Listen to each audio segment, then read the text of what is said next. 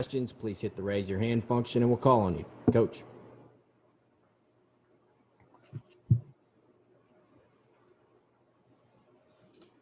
You know, after reviewing the game, I think I was pretty, kind of spot on after the game.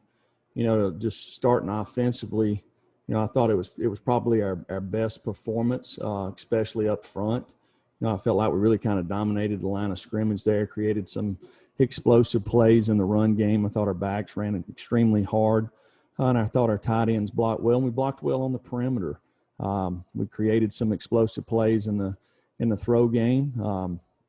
We were better on third down.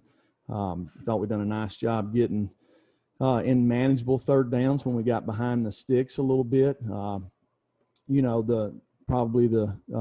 The one of the biggest plays in the game is obviously the interception down there. We kind of dominated the drive going down through there and made a mistake, and which turned in for points for the other team. I thought defensively, with the exception of one coverage, we made a mistake on there, and made a couple of mistakes on third down. I thought with the different things that they gave us, it done a pretty good job stopping the run. But to me, the big difference in the game defensively is getting off the field on third down.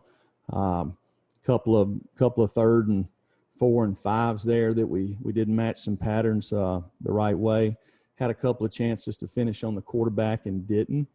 They extended plays, and then in the kicking game, we really didn't create an advantage. We had one really good kickoff return, and we had one really poor one. I thought our kickoff coverage was fine. And then I thought Paxton Brooks continues to punt the ball well. And so that's a positive. So just looking at the game, I felt like from a effort, toughness, competitiveness, thought our kids tried to play for 4 quarters, play together, and tried to find a way. But there's probably 6 or 7 plays in the game that were the difference in the game that we need to be on the other side of, and we wasn't. So with that, I'll take any questions about that game. Questions? We'll start with David Pascal, then we'll go to Jimmy Himes. Jeremy, with Vanderbilt up, can you just talk? Vanderbilt seems to be playing its best ball of the year. When you talk about your team, I mean, was Saturday one of it? I mean, you said it was its best offensive, but if I ask best ball of the year, do you go back to Missouri again?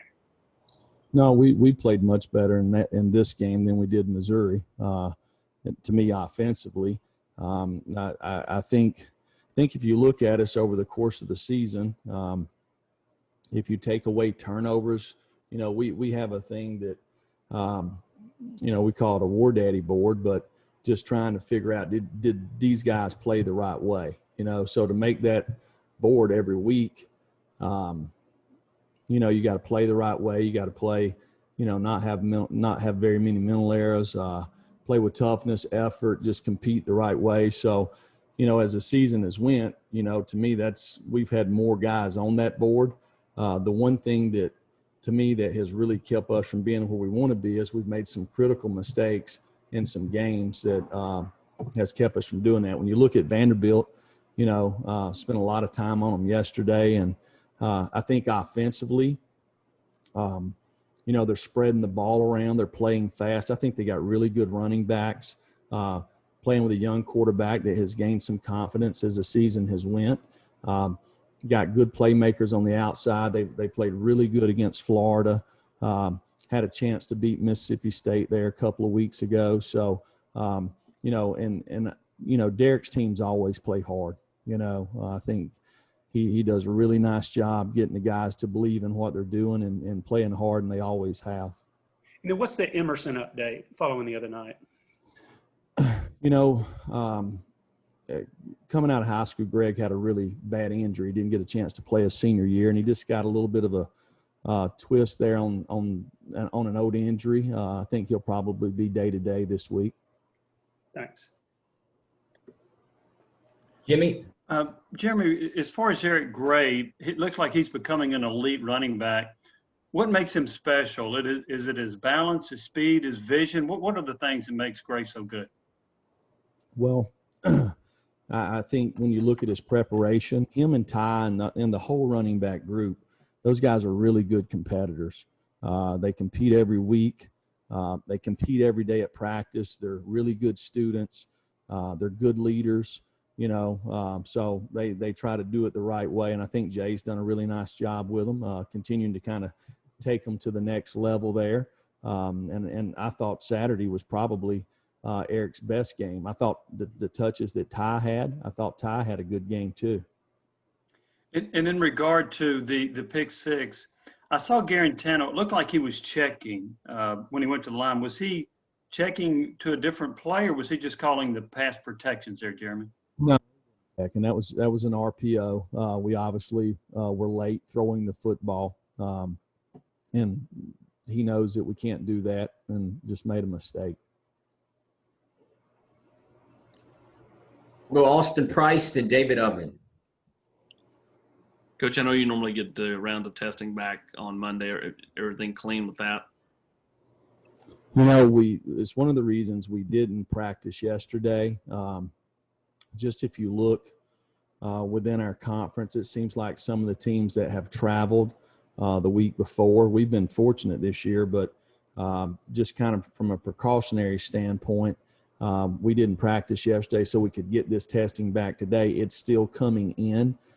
So as we get the final results, we'll have a little better idea this afternoon. David?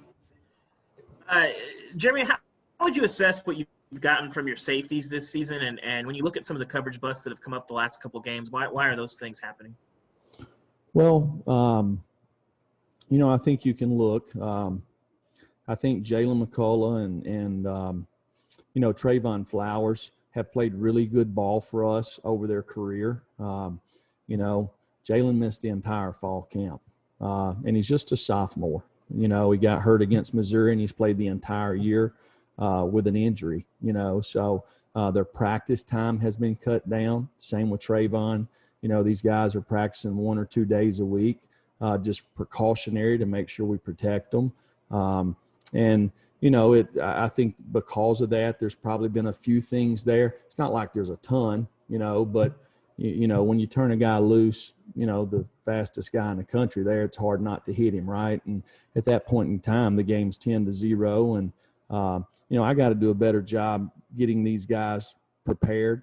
This is not unusual. We've had guys over the years that maybe based off an injury to protect them down the road, we limit their reps during practice. So it's just something that we as a coaching staff need to do a better job so these guys are prepared a little better. And pass protection, how would you assess how you guys have done there, specifically with Darnell and Wanye at the tackle spots? I thought this week we actually done a pretty good job. Our running backs, the one thing, our running backs ran the ball really well in the game. I felt like we didn't protect as well there as we needed to. And that's something that we've got to work on this week. We'll go to Blake Topmeyer, then Nicholas. Jeremy, you talked about the interception a little bit, but overall, after reviewing things, what was your evaluation of the way Jarrett played on Saturday, and how open do you see that competition being this week? Well, he done a lot of really good things in the game. Made a lot of good checks for us. It got us in the right runs. These guys were shifting in and out of fronts, and that's important at the quarterback position. If you want to be efficient running the football, you got to make sure you're able to run it in the right fronts. Obviously, there's probably 3 or 4 plays in the game that needed to be better, particularly that one. It's a game-changing play, and it's something that he understands, and it's something that can't happen.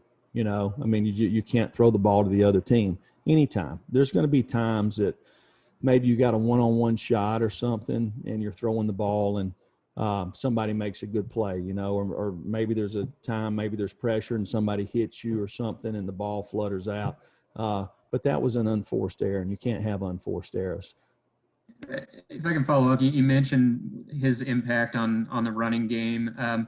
when a quarterback throws an interception, we all see that. How difficult do you think it is for a layperson to know what a quarterback is doing in the run game there, what their impact is? Because I'm not sure, that's something that's obvious to, regular football observers. You said what kind of person, Blake? I couldn't understand. I didn't understand. Just folks like me, really. Oh, I got you. Yeah. Well, there's a lot. Like you can have guys that maybe throw the ball, make 2 or 3 really good throws, and you think they've had a good game, but maybe they miss in the run game, 50% of the time. There's a lot that goes into it. I mean, if you're going to run the zone to our right, and they got 6 people over there, and we got 3 guys to block them, we don't need to be running the zone over there. We need to be running it to the other side. So there's lots of things that kind of go into that. We've tried to keep it simple this year, just based off circumstance, really in our entire program, just because we've got guys in practice, out of practice. It's been an unusual year. So really in the kicking game, offensively and defensively, we've tried to err on the side of simplicity so we can make the other team beat us and give more guys an opportunity to play.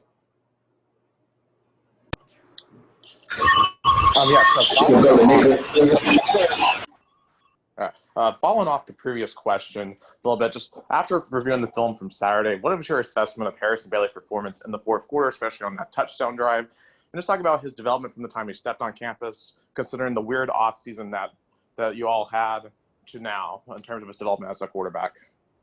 Right. So I think if you go back to the Kentucky game, I think Harrison got in 1 drive there. I'm not sure how many plays, maybe 8 to 10 plays in that game against Arkansas.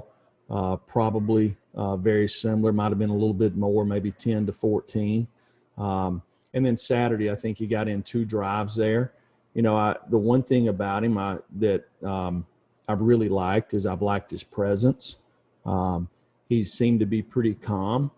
He stepped in there and made 2 or 3 really good throws. Not all of them were caught, but he made 2 or 3 good throws. I feel like he kind of took what the offense gave him. If you go back and look, one thing that I really liked about it is the fact that he didn't really get any live reps much during fall camp. So these are kind of like his opportunities, and I thought he's taking advantage of them. So it gives him confidence moving forward, which is important for him. And some experience there playing on the road.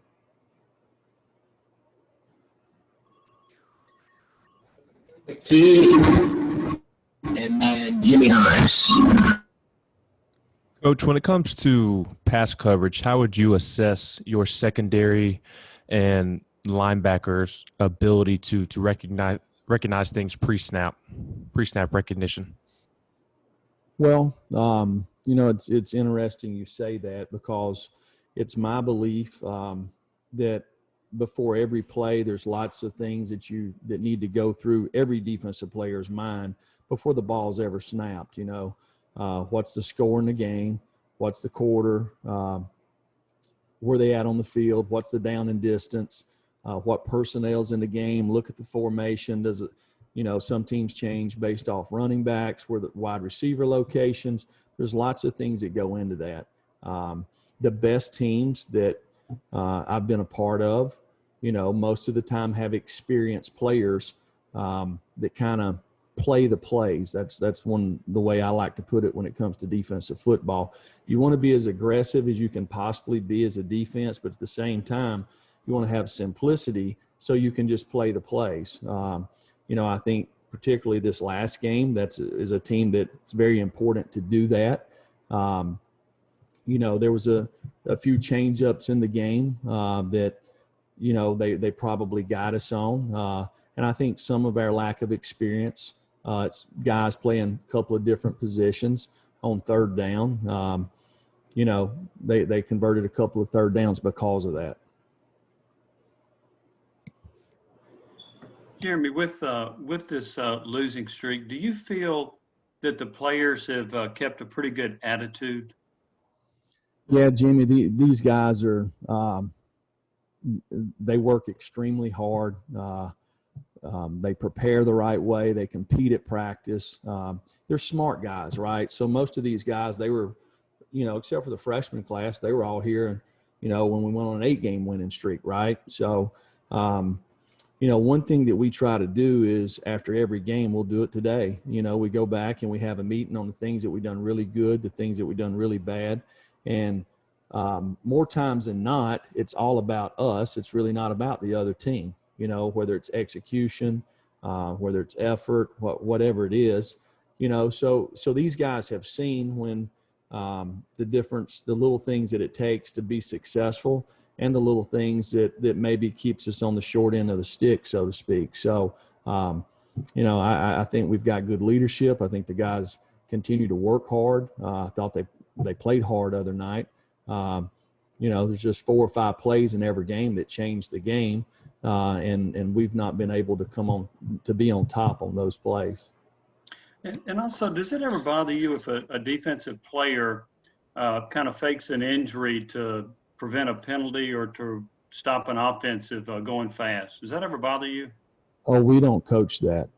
All right. So I've been at places where that was the norm, but we hadn't coached that here. It's never been addressed with any of our players.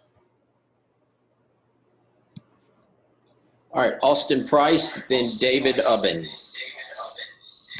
Coach, you guys are giving up, I think, 50% on third down to opposing offenses this year. What have you been able to kind of pinpoint, like, why they've been able to have success on third down, and what can you do to prevent that? Every week we go back and look at our quality control, and you start with 3rd and 1s to 2s. I think this year I believe it's 28 that we've had 3rd and 1s to 2s. Then we go 3rd and 3 to 6, 3rd and 7 to 10, and 3rd and 11 plus, and you want to see the percentages of that. Lots of times, obviously, 7 plus, 7 to 10, 11 plus. You should be better. We've been really good on 11 plus, which we should be. To me, we've not gotten off the field on 3rd and 3 to 6 and 7 to 10 like we normally would. So we've got to improve in those down and distances. I've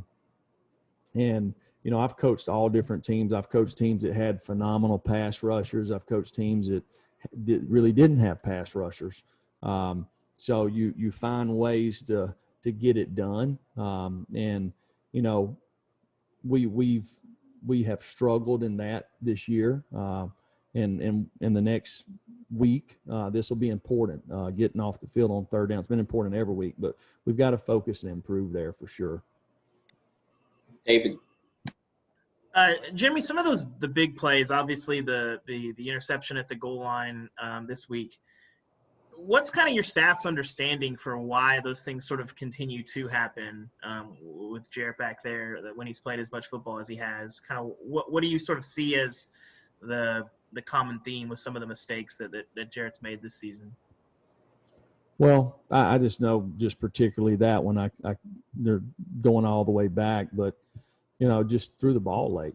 It's a bang bang deal. It's a run play. If it's there on the pass, you give it to them. If it's not, you throw it away. It's pretty simple. It's 13-10 ball game there. Ends up being at least a 10-point swing. Could have been 14 points. So it was a big play in the game, obviously, and can't do that. It's obvious, right? Just can't make those mistakes. Eric Kane, then Matthew Ray. Jeremy, Warren Burrell got the start the other night and got a lot of run out there at quarterback on defense. How would you evaluate his performance against Auburn? Warren's played really well the last 2 weeks. It's really the first action he's seen, a lot of action this year. He played really well for us early on last year as a freshman, and kind of got some guys back and didn't play as much, played on special teams. He missed a lot of fall camp. There was a point in time that we thought that we were going to move him to safety. And we did for one day during fall camp, just because we liked the way he was practicing and felt like that he was a guy that could give us some range in the back end, smart guy. And then he missed several weeks there of practice, came back the day before the South Carolina game. So it's kind of been a little bit of a roller coaster for him, but the kid has kind of stayed the course. He's kept working. And I really thought he played really good the last 2 weeks. Matt? Bill, that's what I was going to ask. Okay, we'll go Jimmy Himes and Nicholas Hill. Jeremy, Mississippi State played against Georgia with 49 players. And I wonder, would you do that? Or would you think that's a disservice to your team? Or would it depend on who's out? How do you look at that?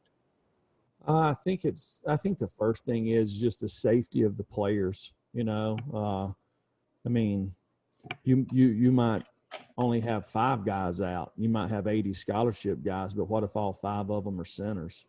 You know, or I mean, I don't know. I think that's the first and foremost. You just got to look at the safety of the players, and I think every circumstance is obviously probably different. And if I'm not mistaken, Jimmy, that might be the first time that actual numbers have been released this year, you know, in these situations. I mean, how many people have been out in the other games? Nobody really knows, right? Yeah. Also, what was injured to Tyler Barron? What? Tyler Barron, I saw him go down. What was his injury? I don't know that he had an injury. Okay. What? I don't know what injury. Huh. Okay. Yeah, I just saw him go down. Yeah. During the No, game. I mean, these guys go down all the time, so I don't know exactly what injury. Wasn't on the injury report this morning. So. Okay. All right, we'll go to Nicholas Hill. All right, Coach, concerning this Thanksgiving week, just what are your plans for the week? Are you guys planning on practicing on Thursday? And additionally, just how do you approach the Thanksgiving week? Is it a little different from a normal game week, or do you just try to press forward as normal for Saturday's game? No, I think it changes when you play away. You obviously travel on Fridays, so everything is sped up. We always practice on Thursday, so we'll move it in the morning and give the guys some time off in the afternoon. Last question, Steve Moulton. Coach, what were your big takeaways from Auburn? Well, just kind of looking at it, for us defensively, we only gave up 3 explosive plays. That's probably the least amount we've given up against these guys in all my years of coaching. So, our problem was we didn't get off the field on 3rd down, and we gave up 1 big explosive play that resulted in a touchdown. Thought offensively, I thought, we moved the ball extremely well in between the probably the 20 to 20. But we didn't create enough explosive plays, I believe, in the throw game to get some cheap points there, and we didn't come away with enough points. Offensively, was there a big difference between Gus's offense and Chad's offense from what you saw? Yeah, there's, I think Gus has a unique style of, if you've played him over the years, like a lot of us have, he gives you a lot of different looks. I feel like Chad has been more conventional, so to speak, and I think each week they have taken a little bit of Gus's stuff and sprinkled in. Like other night, we got a lot what we call chevron unbalanced motion out of some Stanford formations, which they hadn't showed much this year, but it's some of the flavor that they've had in that family of football for a long time. All right. Thank you very much. Yeah.